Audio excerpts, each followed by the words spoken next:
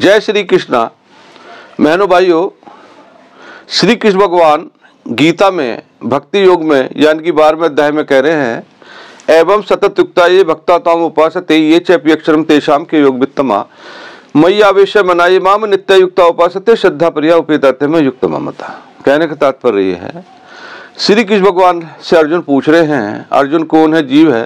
बोले एक तो प्रभु आपके साकार रूप की पूजा करते हैं, एक आपके निराकार रूप की पूजा करते हैं, इनमें से दोनों में से कौन अधिक श्रेष्ठ है।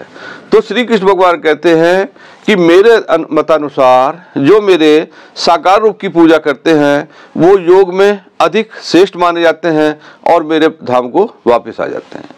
जैसे कि मैं बताता रहता हूँ, मनुष्य के 4 ही पुरुषार्थ होते हैं, धर्म अर्थ काम मोक्ष। हर मनुष्य का एक एक क्षण घटता ही रहता है। यदि कोई भी जातक अपना उद्देश्य मोक्ष का बनाएगा और इस संसार में मेहमान के रूप में रहेगा, आप देखेंगे वो कम दुख उठाएगा। इसके लिए निरंतर हमें उस परम पिता परमेश्वर, जिसे गोविंद कह दो, माधव कह दो, राधव कह दो, उसका हमें ध्यान करना होगा। मेरा घर घर में 2 ही, एक तो गीता का पहुंचाना, एक ज्योतिष का सही ज्ञान पहुंचाना। क्योंकि मैं कहता रहता हूं, क्योंकि विज्ञान का मैं छात्र रहा हूं, जैसा हम विज्ञान के द्वारा फायदा उठा रहे हैं, ऐसे इसी तरीके से महाविज्ञान ज्योतिष का फायदा उठाएं। जो हम पिछले जन्म में किसी कारणवश अशुभ कर्म कर रहे हैं और हमारा जीवन थोड़ा इधर उधर हो रहा है, उन ग्रहों के माध्यम से भक्ति के द्वारा, दान के द्वारा हम उनका मार्जन करें और हम अपना भला करें, अपने पड़ोसियों का करें, अपनी संतान का करें। जैसे कि हमें पूछते हैं कि हमारा मार्गदर्शन क्या है, तो आप ज्योतिष के द्वारा अपना मार्गदर्शन करें। जैसे कि आज 13वीं क्लास है, एक मैंने एक हैबिट्स बनाई है कि मैं जिस दिन क्लास चलाऊंगा, तो जैसे कि 17 फरवरी 2024, time 7 AM, birth place Delhi. आप देखेंगे कि कुंडली के लिए 3 चीज आवश्यकता होती है, date of birth, time of birth, place of birth. मैंने इसे कंप्यूटर में बनाया, ये 11 नंबर का लगना आया। तो हमारी जो ग्रह हैं गोचर में, जोडियक में सॉरी, थोड़ी गले की प्रॉब्लम हो रही है, तो हमारे जोडियक में जो ग्रह हैं वो कैसे कैसे बैठी हैं। और आपने देखा होगा कि जब आप पहली क्लास में देखे होंगे, समय तो यही था 7 AM, प्लेस भी यही था, डेट ऑफ बर्थ अलग थी, तो यहाँ 10 नंबर क्यों आया? क्योंकि पूर्वी क्षितिज में जो राशि उदय होती है वही लग्न कहलाता है। क्योंकि हमें ज्योतिष सीखना है, ऐसा नहीं करना हम आगे बढ़ते जाएं और पीछे का भूलते जाएं। तो हमने देखा ये 11 नंबर का लग्न आया। मैं बताता रहता हूं कि लगन लगभग 2-2 घंटे में उदय होते रहते हैं और सूर्य जिस राशि में होते हुए लग्न उदय हो जाता है।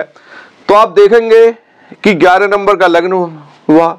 लग्न में सूर्य शनि है, 2nd हाउस में राहु है, 3rd में गुरु है, 4th में चंद्रमा है, 6th में केतु है और 12th में बुध शुक्र मंगल है। यदि कोई जातक 7 बजे पैदा होता है, उसका बर्थ प्लेस दिल्ली है, तारीख उसकी ये, तो ये उसकी कुंडली बन गई।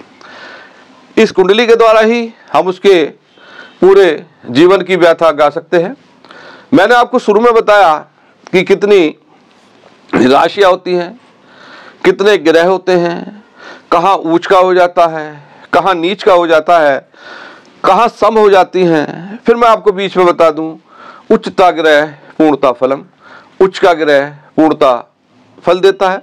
जैसे फिर मैंने ये भी बताया था कि किस लग्न के अनुसार कौन कौन सा शुभ हम पे नेम फेम देता है, कौन सा स्वामी भाव का हमें परेशान करता है। जैसे कि फिर आपको दोहरा देता हूं, लग्नेश, पंचमेश, नववेश, उच्च के ग्रह की दशा जातक को हमेशा जीवन दान देती है, उन्हें नेम फेम हर जगह सुरक्षा करती है। और 6, 8, 12 की दशाएं हमें परेशान करती हैं। क्यों? क्योंकि 6, 8, 12 क्या है, जो हम पिछले जन्म में हम कर्म करके आए हैं, उनका हमें फलित मिलता है। उन कर्मों का हमें जो निकाल के आया है फल, वो हमें मिलता है। फिर मैं आपको एक बीच में कह देता हूँ, मेरी वीडियो केवल वही देखें जो ज्योतिष से फायदा उठाना चाहते हैं या इस धार्मिक विद्या में रुचि रखते हैं। गीता में श्री कृष्ण भगवान कहते हैं, शास्त्रों में लिखा हुआ, ए भक्ता ने कदाचन, जो कोई धार्मिक प्रवृत्ति नहीं रखता वो इन वीडियो को कृपा ना देखे करें। आज हम चर्चा करेंगे राशियों की। जैसे हमने बताया कि कितनी ग्रह होती हैं, उनके क्या कारक तत्व होते हैं, कहाँ ऊंच के हो जाते हैं, कहाँ नीच के हो जाते हैं, कहाँ अस्त हो जाते हैं। आज हम चर्चा करेंगे राशियों का, क्योंकि हमें राशियों का ज्ञान भी होना बहुत अनिवार्य होता है। जैसे अग्नि, पृथ्वी, वायु, जल कौन सी राशि होती हैं, इनकी दिशाएं कौन सी होती हैं। जैसे कि गीता में श्री कृष्ण भगवान कहते हैं, चतुर्वर्णम में सिस्टम गुण कर्म विभाग से है। मैंने विभाग 4 बनाए हैं, उसके धर्म के अनुसार 4 वर्ण बना दिए, ब्राह्मण, क्षत्रिय, वैश्य, शूद्र। इसी तरीके से 4 तरह की राशियां होती हैं। एक फिर हम जब देखते हैं अग्नि तत्व कौन सी है, पृथ्वी कौन सी है, वायु कौन सी है, जल तत्व कौन सी है, फिर इनसे बनने वाले रोग कौन कौन होते हैं। यदि हम अपने आयुर्वेद की चर्चा करें तो उसमें वात, कफ, पित्त का विशेष ध्यान दिया गया है। तो हम ये भी चर्चा करेंगे कौन सी राशि वात होती है, बहुत सी कफ होती है, बहुत सी कौन सी पित्त होती है। इसका कारण क्या है कि जब सपोज कर लो हमें अग्नि तत्व की राशि है, तो हम जब एंड में हम ये भी देख सकते हैं कि हम एलोपैथिक चूज करें, आयुर्वेदिक चूज करें या होम्योपैथिक चूज करें। मेरा कहने का तात्पर्य यह है, पहले हमें नियम सीखने होंगे, फिर उनका एनालिसिस करते हैं। फिर आपको याद दिवा दूं, फिर आपको एक वादा कर देता हूं मैं, जैसे मैंने कहा था कि 80 क्लासों के अंतर्गत हम ज्योतिष को पूर्ण रूप से समझने की कोशिश करेंगे। फिर हम आपके द्वारा ही जब आप सीख जाएंगे कितने राजयोग हैं, कितने धन योग हैं, कितने अरिष्ट योग हैं, फिर हम एक ग्रुप बनाएंगे। हम हर किसी की भी कुंडली की हम ही लोग चर्चा करेंगे। मैं पूछा करूंगा कि किस पे इस पे आप ढूंढो कि राजयोग कैसे हैं, कितने हैं, धन योग कितने हैं, अरिष्ट योग कितने हैं, क्या आदमी ये रिच रहेगा या ये गरीब रहेगा, या ये हेल्थ के पॉइंट ऑफ व्यू से कैसे रहेगा, इसका प्रोफेशन क्या होगा, कौन सी एजुकेशन लेगा, टेक्निकल लेगा, नॉन टेक्निकल लेगा। और एक ही छत के नीचे विद रेमेडी भी आपको सिखाऊंगा। लेकिन एक चीज का ध्यान रखें कि आप इसे पहले नियम याद करें। ऐसा नहीं हो कि मैं जो सिखाता हूं उसे केवल पढ़ा फिर आगे चले गए। मैं मेहनत करता हूं आप लोगों के साथ, क्योंकि मेरे कमेंट्स बॉक्स पे भी आते रहते हैं कि गुरुजी, क्योंकि मेरा लगभग 7 साल पुराना चैनल है, किसी कारणवश मैंने बीच में रोक दिया था।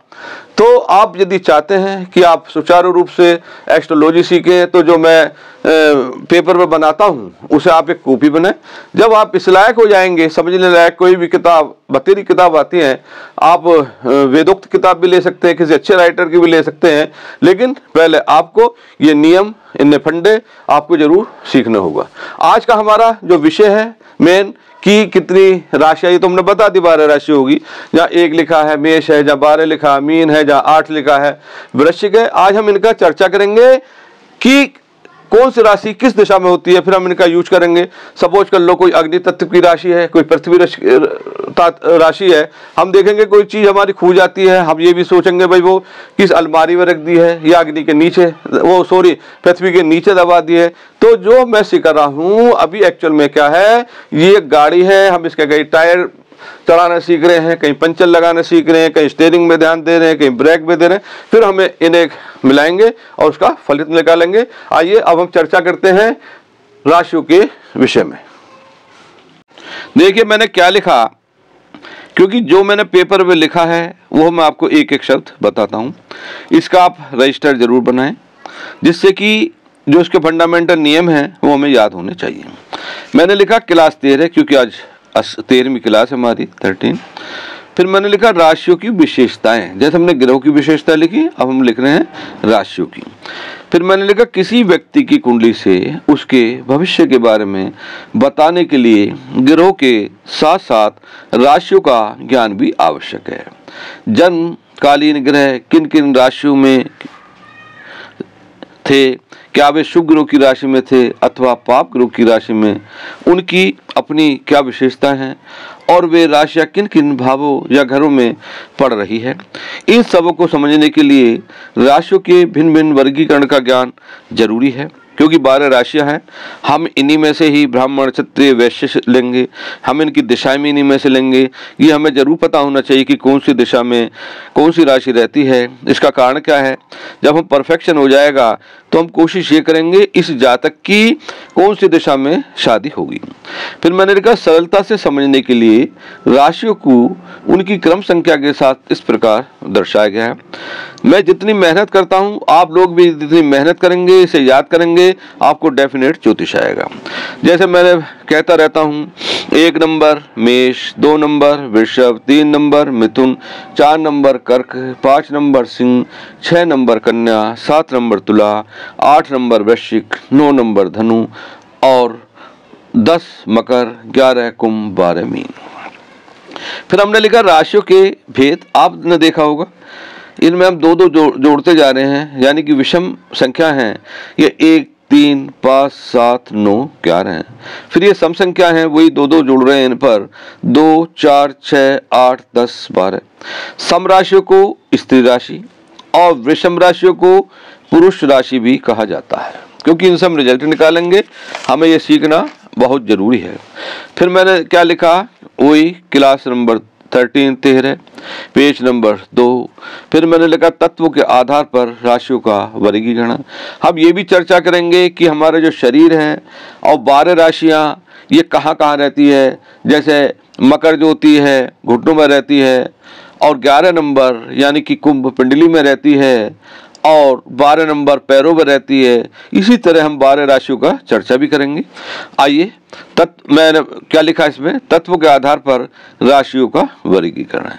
ये मैंने तत्व लिखे हैं, ये मैंने राशियां लिखी हैं। अग्नि तत्व की राशियां कौन कौन सी है, 1, 5, 9। इनका जब हम फलित निकालेंगे, बारीक फलित निकालेंगे, तो इनका विशेष महत्व होगा। जब हम प्रश्न कुंडली बनाना चालू करेंगे, इनका विशेष महत्व होगा। अब देखिए पृथ्वी राशि कौन कौन सी है, 2, 6, 10, मतलब 4 जोड़ते जा रहे हैं। वायु कौन कौन सी है, 2 या 7, 11। सॉरी ये 3 है, गलती हो गया, 3 है ये, है ना, 3, 7, 11। अच्छा जल तत्व राशि कौन कौन सी है, 4, 8, 12, यानी कि कर्क, वृश्चिक, मीन। अब इनके गुण व स्वभाव के अनुसार राशियों के फिर भेद कर रहे हैं हम। चर राशि, क्योंकि जब हम नक्षत्र निकालेंगे, कुछ हम ऐसे मुहूर्त निकालेंगे कि जिन्हें हम जैसे गाड़ी चलाना सीख रहे हैं, क्योंकि वो मोमेंट हो रहा है, उसके लिए हम चर राशि हैं। फिर हम कुछ काम ऐसे करेंगे जिसमें हम मकान बनाना चाहते हैं, क्योंकि मकान स्थिर होता है। कुछ चीज ऐसी होती है कि हम बीज बो रहे हैं, नीचे को भी देख रहे हैं, ऊपर को भी देख रहे हैं, वो दूसरी राशि हो जाती है। तो इनका चर्चा करना, इन्हें याद करना अनिवार्य है। तो चर राशि कौन कौन सी होती है, 1, 4, 7, 10। अब मैं नाम इनके मेष नहीं ले रहा हूं, केवल 1 ले रहा हूं, है ना। स्थिर राशि 2, 5, 8, 11। द्विस्वभाव राशि 3, 6, 9, 12। फिर मैंने लिखा शीर्षोदय उदय। पहले ये वो राशियां जिसका शीर्षोदय होता है, ये वो राशियां जिसका पिछला हिस्सा शो होता है, क्योंकि ये सारी हम जो प्रिडिक्शन निकालेंगे, रिजल्ट निकालेंगे, इनका यूज होना। शीर्षोदय राशियां कौन कौन सी है, 3, 5, 6, 7, 8, 11। ये राशियां उठते समय अपना सिर या शरीर का आगे वाला भाग उठाती हैं। ये साधारणतः अच्छा फल देने वाली राशियां होती हैं। फिर मैंने लिखा पृष्ठोदय। इनमें कौन कौन सी है पृष्ठोदय में, जैसे मेष यानी 1 नंबर, 2, 4, 9, 10। ये राशियां अपना पीछे का भाग ऊपर उठाती हैं, अपेक्षाकृत कुछ कम प्रभावशाली समझी जाती हैं। शीर्षोदय वाली ज्यादा प्रभावशाली होती है, ये कुछ पृष्ठोदय वाली कम प्रभावशाली होती है।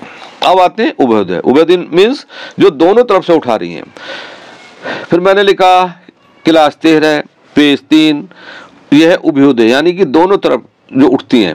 इस श्रेणी में केवल एक ही यानी कि मीन 12 नंबर की राशि आती है, और मछली की तरह दोनों ओर उठती हैं। आपने देखा होगा मछली पहले आगे से उठती है, पीछे से उठती है, तो ये इस श्रेणी में मीन राशि आती है। फिर आते हैं मनुष्य राशियां, 4 पैरों वालियां, जलचर, कीट यानी कि कीड़ा, है ना। अब देखिए मनुष्य राशियां कौन कौन सी होती हैं, 3, 6, 7, 9। फिर मैंने लिखा धनु का पहला भाग और कुंभ का। फिर है 4 पैरों वाली चतुष्पाद राशियां, मेष यानी 1, 2, 5, यानी कि धनु का पीछे वाला भाग वो चतुष्पाद राशियों में आता है और मकर का आगे का अर्ध भाग ये इन चतुष्पाद में आती है जिसके 4 पैर होते हैं। अब आते हैं जलचर। जलचर में आती है 4 नंबर, 12 नंबर, मकर के पीछे का अर्ध भाग। जब आप ज्योतिष थोड़ा थोड़ा डेली याद करेंगे आपको यह चीज याद हो जाएंगी। ये कोई बड़ा विज्ञान नहीं है लेकिन छोटा विज्ञान भी नहीं है, नियम आपको इसके रटने जरूर पड़ेंगे। फिर मैंने लिखा कीट यानी कि कीड़ा राशि, वृश्चिक यानी कि 8 नंबर की राशि। कुछ विद्वानों के मतानुसार कर्क भी कीट राशि हैं और कुंभ यानी कि 11 नंबर की जलचर राशि है। ये वो राशियां होती हैं जहां पे कंट्रोवर्सी होते हैं, आपस में विवाद होते हैं। इस बारे में आपको ये भी बता देता हूं। अब देखिए 2 तरह की राशि होती हैं, कुछ तो दिन में बली होती हैं, कुछ रात्रि बली होती हैं। तो उन्हें कहते हैं दीपावली राशियां जो दिन में बली होती हैं। वो कौन कौन सी होती हैं? देखिए 5 नंबर यानी कि सिंह, कन्या 6 नंबर, तुला 7 नंबर, वृश्चिक 8 नंबर, कुंभ 11 नंबर और मीन यानी कि 12वीं राशि। ये राशियां दिन के समय अधिक प्रभावशाली होती हैं। आपने देखा होगा 2 तरह के जातक होते हैं, 2 तरह के मनुष्य होते हैं। बहुत से तो दिन में बड़े खुश होते हैं और कुछ ऐसे होते हैं रात्रि आते ही उनके चेहरे के चमक आ जाती है। इट डिपेंड ऑन द राशि कि उनकी राशियां क्या हैं। फिर आती है रात्रि बली राशियां, जैसे मेष, वृषभ, मिथुन, कर्क, धनु और मकर। ये रात्रि को अधिक फल देती हैं। ये रात्रि के समय अच्छा फल देती हैं। जो मैंने इस पे लिखा मैंने आपको एक एक चीज पढ़ के सुनाया। फिर मैंने लिखा क्लास नंबर 13 पेज 4 राशियों की दिशाएं। इसमें क्या होता है कि बहुत से पूछते हैं कि आपसे पूछेंगे कि हम कौन सी ऐसी दिशा में जाएं कि जहां हमारा भाग्य उदय हो, जहां हमारी नौकरी लगे, जहां हमें सफलता मिले। तो इसी तरीके से इन्हें पूर्व, दक्षिण, पश्चिम, उत्तर दिशाओं में बांट दिया गया है राशियों में, क्योंकि 4 ही दिशाएं होती हैं, पूर्व, पश्चिम, उत्तर, दक्षिण। पूर्व की दिशा में राशियां कौन कौन सी होती हैं? एक तो 1 नंबर यानी कि मेष, सिंह, धनु। दक्षिण में कौन कौन सी उदय होती हैं? 2, 6, 10। पश्चिम में 3, 7, 11 है। उत्तर में 4, 8, 12 यानी कि मीन राशि। आपने देखा होगा जब भी जातक कोई भी मकान खरीदना चाहता है, वो चाहता है कि मेरा नॉर्थ फेस हो, उत्तर फेस हो। ऐसा नहीं है। हर जातक के लिए उनकी दिशाएं भी अलग अलग बनाई गई है। पहले आप नियम सीखें, फिर इन्हें मिलकर अप्लाई भी करेंगे, चाहे वो मुहूर्त हो, चाहे वो कोई सी भी चीज हो, चाहे वो मेडिकल एस्ट्रोलॉजी हो। फिर मैंने लिखा इनके अतिरिक्त राशियों से वर्ण तथा रोग निदान के लिए शारीरिक विकार का भी ज्ञान होता है, जो इस प्रकार है। मैंने लिखा ये राशियां हैं 4, 8, 12। इनकी जो जातियां हैं वो है ब्राह्मण। ये क्या है, कैसा रोग देती हैं? ये कफ प्रदान देती हैं। हमारा जो आयुर्वेद रुका है, मतलब जो पूर्ण उसका वर्णन है वह वात, कफ, पित्त है ना। तो इसी तरीके से हमने राशियों को भी 3 भागों में बांटा है। फिर मैंने लिखा मेष यानी कि 1 नंबर, सिंह 5 नंबर, धनु 9 नंबर। ये क्षत्रिय राशि हैं, ये पित्तदायक होते हैं, इनमें हीट रहती है, इनमें गर्मी रहती है हमेशा इन्हें। फिर आया वृषभ यानी कि 2, कन्या यानी कि 6 नंबर, मकर यानी कि 10 नंबर। ये वैश्य राशि है। वैश्य मीन्स इनमें रजोगुण ज्यादा होते हैं, इच्छाएं ज्यादा होती हैं और ये कैसी होती है? वायुप्रद। आपने देखा होगा हर आदमी के अलग अलग रोग होता है। 6 हाउस में कौन सी पड़ी होती है? किसी में पित्त अधिक ज्यादा बनता है और किसी में एकदम हीट रहती है, उसे कहते हैं पित्तदायक। और ये फिर 3 राशि जो है मिथुन, तुला, कुंभ, इन्हें शूद्र राशि कहा जाता है। ये मिश्रित प्रभाव देती हैं। आपने देखा हमने चर्चा करी राशियों की। अभी राशियों का थोड़ा सा वर्क और रह रहा है, वो अगली क्लास में बताऊंगा कि इनकी आकृति कैसी होती है ना। ये हम चर्चा करेंगे अगली क्लास में। आपको कुछ क्वेश्चनों के जवाब देने हैं कि अग्नि तत्व की राशि कौन सी होती है और उत्तर दिशा में कौन कौन सी राशियां होती हैं। तीसरी बात हम बहुत ही जल्दी यानी कि इसी हफ्ते या अगले हफ्ते लाइव आना प्रारंभ करेंगे। जो आपके क्वेश्चन आते हैं, ऐसा नहीं है कि मैं उन्हें इग्नोर मार रहा हूं, कभी कभी क्या होता है कि समय का अभाव होता है, उस कारण मैं जवाब नहीं दे पाता, लेकिन ये सारे क्वेश्चन आपके कलेक्ट हो रहे हैं। जब मैं लाइव आऊंगा कोशिश पूर्ण रूप से करूंगा, जिसका भी ये क्वेश्चन होगा उसे मैं पूर्ण रूप से समझाने की कोशिश करूंगा, और उसमें एट रैंडम कोई सी भी हम कुंडली लगा सकते हैं, आप अपनी भेज सकते हैं, अपने बच्चों की भेज सकते हैं, आप किसी की भेज सकते हैं। उससे फायदा क्या होगा, क्योंकि पूर्ण रूप से एक्सप्लेनेशन जब आपसे करवाऊंगा, जब मुझको लग जाएगा कि आपने 80 वीडियो देख लिए हैं, आपका ज्ञान हो गया है। मैं ऐसा नहीं करूंगा कि आपको मैंने सिखाया नहीं और उसी तरीके के मैं क्वेश्चन पूछूं जिसे कहते हैं हाई क्लास के, ऐसा मैं नहीं करूंगा, आपको डिमोरलाइज नहीं करूंगा। फिर मिलेंगे आपको अगली क्लास में। फिर आपको बता दूं जल्दी से जल्दी मैं लाइव आया करूंगा। जो आपके क्वेश्चन है किसी कारणवश मैं नहीं दे रहा जवाब, मैं अवश्य दूंगा। जय श्री कृष्ण भगवान की।